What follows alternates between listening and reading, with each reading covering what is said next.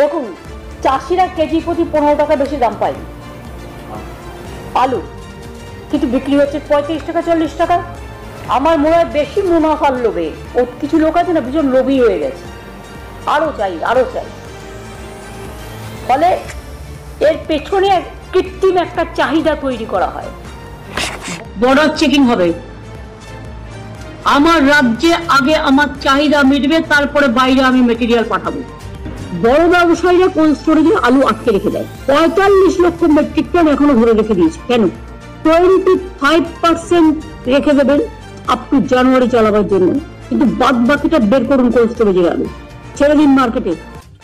এই মুহূর্তের পাওয়া সবচেয়ে বড় খবর, আলু নিয়ে বড় ঘোষণা মুখ্যমন্ত্রী মমতার। আলু ব্যবসায়ীদের কড়া হুঁশিয়ারি নবান্নের, বিপদের মুখে রাজ্যের আলু ব্যবসায়ী ও চাষিরা। তো আলু নিয়ে কি বড় ঘোষণা করেছে মুখ্যমন্ত্রী মমতা? এছাড়াও নবান্নের তরফে আলু ব্যবসায়ী ও চাষিদের জন্য কি কড়া হুঁশিয়ারি দেওয়া হয়েছে, বিস্তারিত জানিয়ে দেব ভিডিওতে, সঙ্গে থাকুন। আর এমনই প্রতিদিনের লেটেস্ট ট্রেন্ডিং খবরগুলি সবার আগে পাওয়ার জন্য আমাদের ইউটিউব চ্যানেলটি সাবস্ক্রাইব করে আমাদের সঙ্গে থাকুন। রাজ্য সরকারের হস্তক্ষেপ এবং আশ্বাসে শেষ পর্যন্ত আলুর ধর্মঘট প্রত্যাহার করে নিল প্রগতিশীল আলু ব্যবসায়ী সমিতি। এদিন হুগলির হরিপালের রাজ্যের কৃষি বিপণন মন্ত্রী বেচারাম মান্নার সঙ্গে সংগঠনের প্রতিনিধিদের বৈঠকের পরেই ধর্মঘট প্রত্যাহার করে নেওয়ার সিদ্ধান্ত হয়। বৈঠক শেষে মন্ত্রী জানিয়েছেন, আগামীকাল থেকে রাজ্যের বিভিন্ন বাজারে আলু সরবরাহ স্বাভাবিক হবে। খোলা বাজারে আলুর দাম কেজি প্রতি 30 টাকার নিচে থাকবে বলেও দাবি করেছেন কৃষি বিপণন মন্ত্রী বেচারাম মান্নার। এদিন বৈঠকে হিমঘরের মালিকের সংগঠনের প্রতিনিধিরাও উপস্থিত ছিলেন। কয়েকদিন আগেই বাজারে শাকসবজির দাম নিয়ন্ত্রণ করতে বৈঠকে বসেছিলেন মুখ্যমন্ত্রী মমতা বন্দ্যোপাধ্যায়।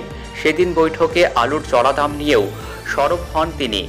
মুখ্যমন্ত্রী মমতা বন্দ্যোপাধ্যায় নির্দেশ দেন, হিমঘরে 25% আলু রেখে বাকি আলু বাজারে ছাড়তে হবে। আগে রাজ্যবাসীর চাহিদা মিটবে, তারপরেই আলু ভিন রাজ্যে পাঠানো যাবে বলেও নির্দেশ দেন মুখ্যমন্ত্রী মমতা বন্দ্যোপাধ্যায়। মুখ্যমন্ত্রীর এই নির্দেশের পরেই হিমঘর থেকে আলু বার করতে চাপ দিতে শুরু করে প্রশাসন।